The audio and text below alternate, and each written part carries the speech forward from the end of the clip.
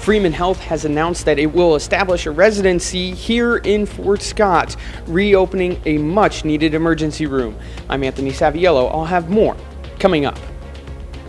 Las authorities in Carthage investigate the discovery of a body in a camper trailer, and Joplin crews battle a fire in an apartment house. The 4 states' most watched news starts now.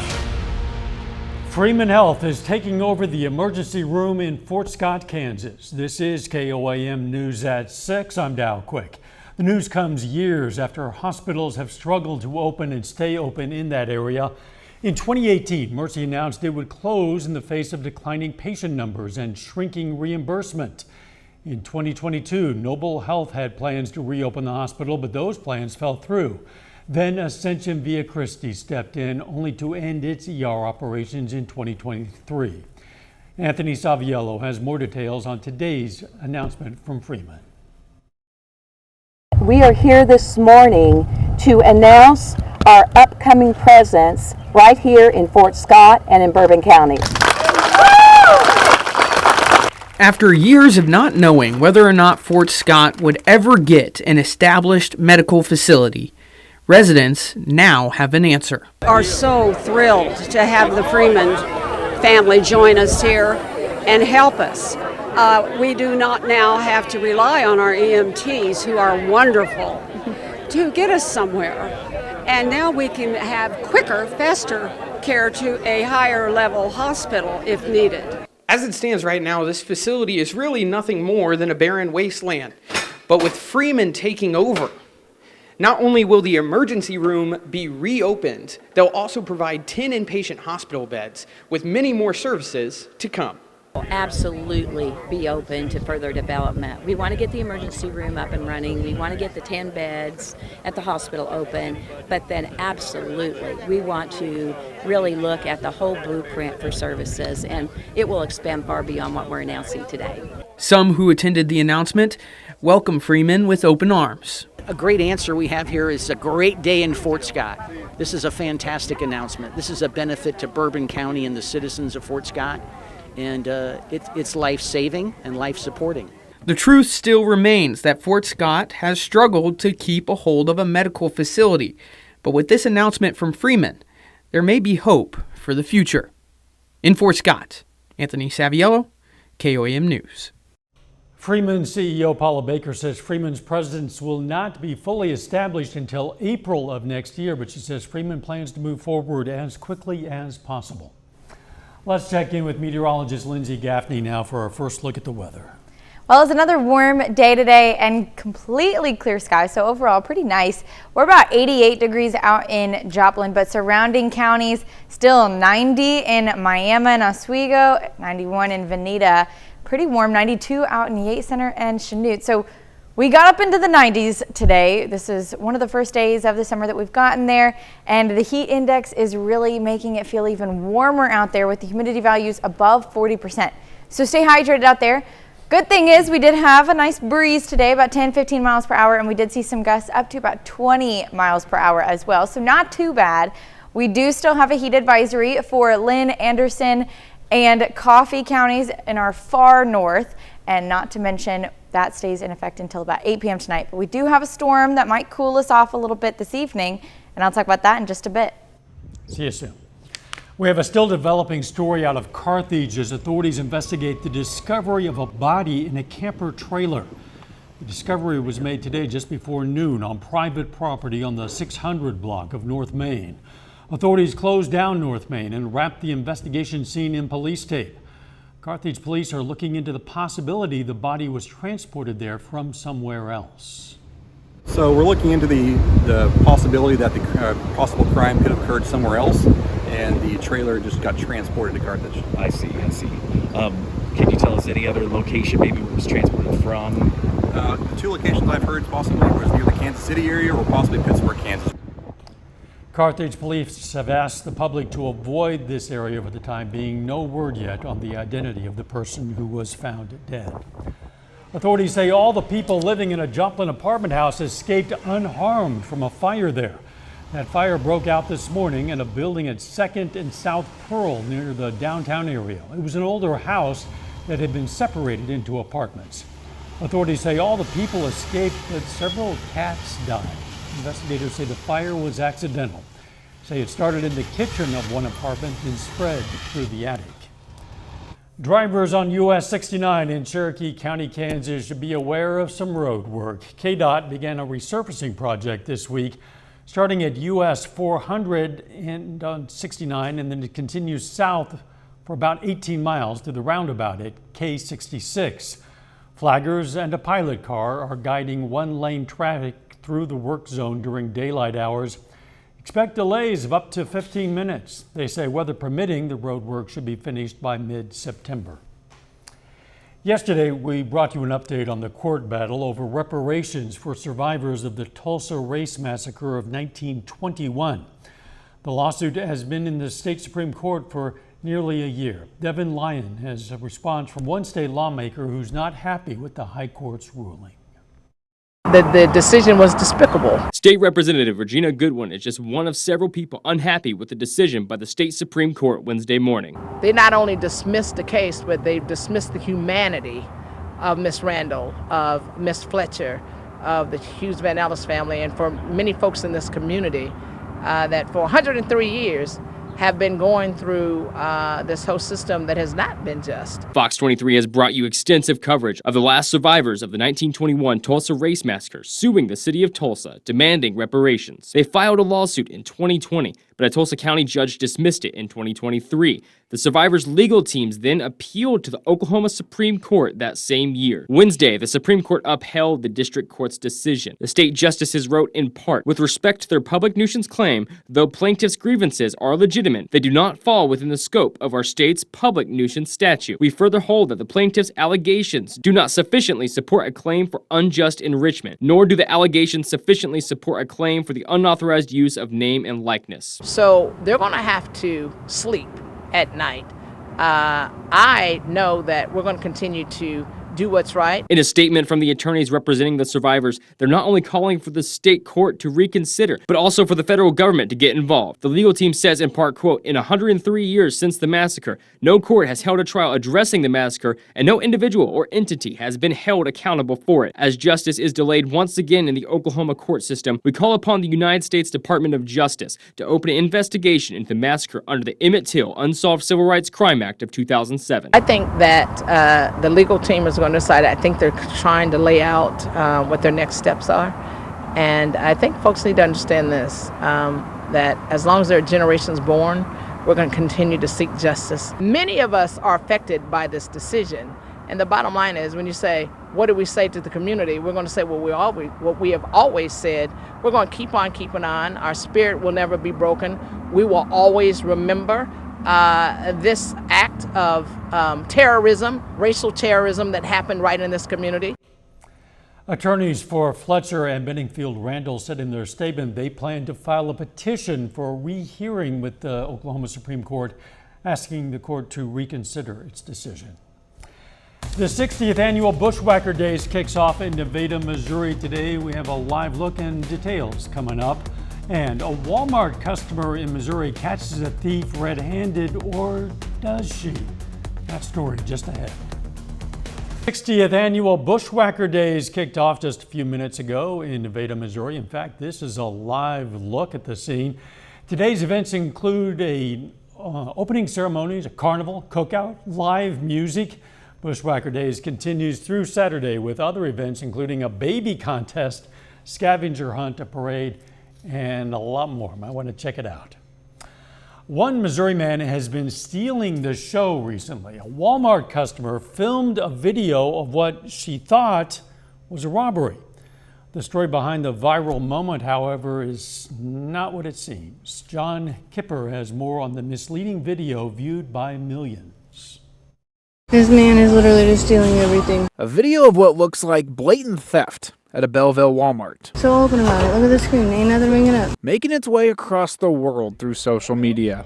But the man in the video says it's not what it looks like. I'm not a thief. I'm being pictured and painted as a thief all over the internet. Bill Astol is the man in the video, sporting the same Battlehawk shirt that he wore on Mother's Day, the day he says it was taken. He works for Spark, Walmart's delivery service. While shopping, he scans the items from his phone. Everything is done off the phone. So when we get to the register, we're not actually scanning a single item. He says when they get to the register, they just need to scan their phone into self-checkout and then bag the items. And yet, when he did that last month, he was unknowingly being filmed. Millions and millions of views. The video is on every major social media platform, from TikTok to Instagram to YouTube and over to Twitter X, which says it's been viewed nearly 16 million times on that platform alone. It's led to people calling him a thief online, even reaching out to the Battlehawk saying, please control your fans, and others saying, CAW isn't the law for him. I've had customers say, hey, didn't I see you on the internet, and were you stealing items? And then I have to explain to people what I'm doing. Astol even has receipts that show he was working in Walmart that day, and he's now trying to clear his name and get his life back to normal. Ideally trying to find a way to get them pulled down. He also says there was one item he did pay for that day. These flowers he was buying for his wife for Mother's Day, but the video ended before that purchase. Had they continued the video for another 30 seconds, they would have seen when I got done with the Spark delivery order, I scanned 24 roses and used my debit card to pay for the 24 roses.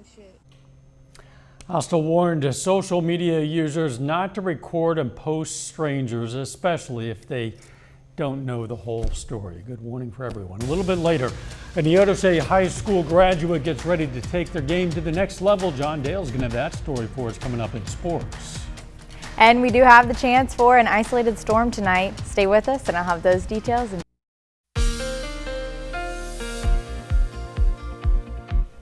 Well, it's getting warmer out there, but luckily we have the chance to cool off tonight with a rain shower.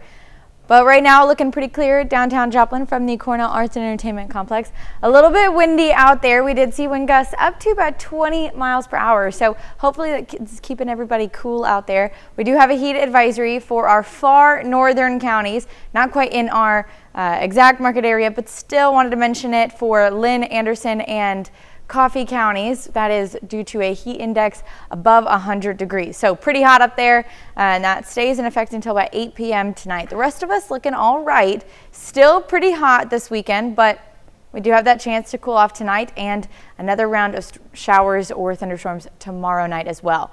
As we get into the summer season, heat-related illnesses are more likely as we start to really warm up. Humidity is above 40% and temperatures are above 90. It really just makes it feel like we're in the upper 90s, even hitting the triple digits. That's what it feels out there. And heat is one of the #1 killers in any weather-related illnesses. So stay hydrated out there. Heat exhaustion, heat stroke, it is very likely when we get up to those really high temperatures. Today we were in about a moderate heat risk for most of our central counties. Tomorrow, a little bit further south, that moderate risk shifts and the northern counties get a bit of a break. But on Saturday, this is going to be our warmest day. We're forecasted about 94, 95 degrees. So we are kind of entering that major risk and mostly just kind of scattered across the area, but everyone is in that moderate heat risk for Saturday. So definitely take precaution. It is a weekend. I know people want to go outside, but going to be pretty hot. We do have rain chances over the next 24 hours starting after midnight tonight. A slight isolated storm passing through mostly Missouri. We'll take a look at that in just a second. And then tomorrow we do have chances for some scattered showers in the afternoon. We'll go ahead and take a closer look. What starts off to be a little bit more widespread boundary turns into just an isolated storm. Started a little bit more westerly yesterday, but has now shifted off to the east. So mostly just our Missouri counties getting hit. You might get some rain showers, but that isolated storm passing through Nevada, Stockton, and then starts to dissipate by the time it hits that Joplin metro and then off to our east near Springfield. That's for the storm tonight. Now, tomorrow we do have that chance for those scattered showers, isolated showers throughout the afternoon hours. And then a little bit later, we did have the chance for this storm to be further south, but it is tracking a little bit more north. It is going to be more of a wind threat. As you can see, that wind boundary passes through our northern counties. So Parsons, Nevada, Yates Center might have some gusty winds in the morning on Saturday and even some rain as well that passes by and shifts southeast clipping our counties, moving into Springfield, but then kind of rotates back in. We'll get some more showers on Saturday afternoon as well, but it does clear out. We do start to have a nice sunny day stretch, but those temperatures warm up as well. 94 on Saturday, 93 Sunday, cools off a little bit. Wednesday, we've got those scattered shower chances, and that does bring us down to the upper 80s for our high on Wednesday. So we do have a chance to cool off this week. We'll welcome that, even if it's not enough and it's not long enough. Definitely welcome. Anyway. Thanks, Lindsay. Hey, still ahead, a high school graduate tees up his future. John Dales has the story of the grad from Newscast and his journey to play Division I golf.